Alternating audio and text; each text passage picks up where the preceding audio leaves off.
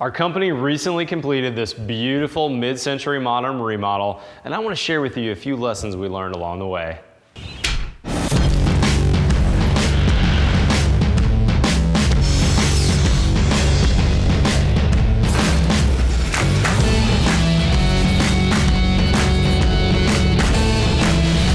You know, that mid-century architecture, that's the kind of 1940s through 1960s. There's some beautiful stuff happening in those decades architecturally, but those houses typically need a lot of love when it's time to remodel. They can be very inefficient, they can be drafty, they can even be dark, and we had all that going on in this 1960s house.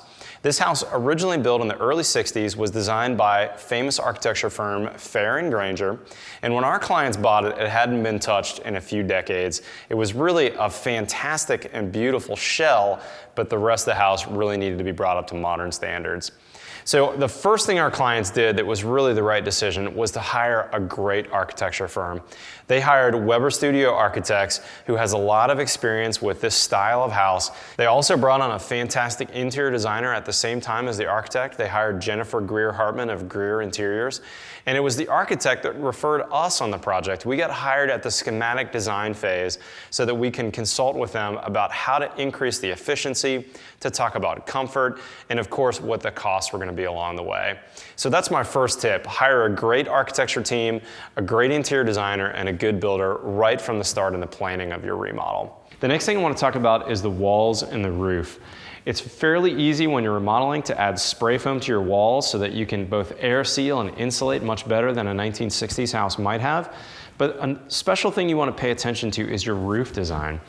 You know, this house is a bit of a timber frame house, and when we first looked at it during the initial planning stages, we realized that the roof line was this beautiful 4x6 tongue and groove that spanned beam to beam. We were able to say, look, you know, one thing we could do with this house is instead of insulating it traditionally with a vented attic, we could pull down that ceiling, expose this beautiful roof line, and insulate on top of the roof.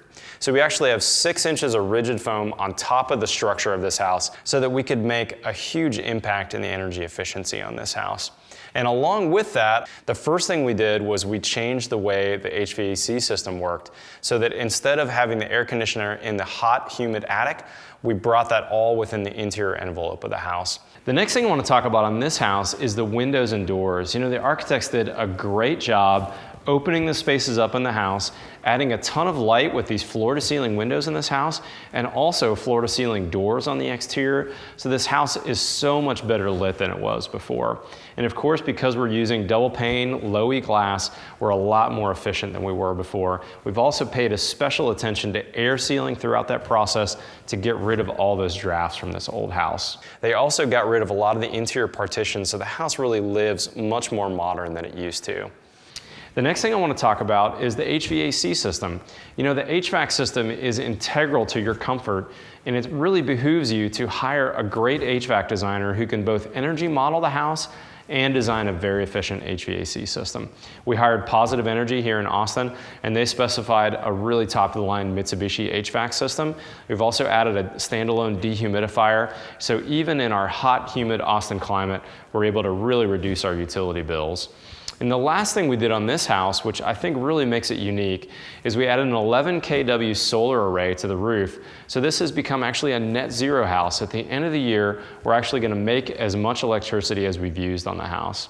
Hey, if you'd like more information on remodeling, visit my blog at mattreisinger.com. Otherwise, I'd love to have you follow me on Facebook, Instagram, or Twitter. We'll see you next time.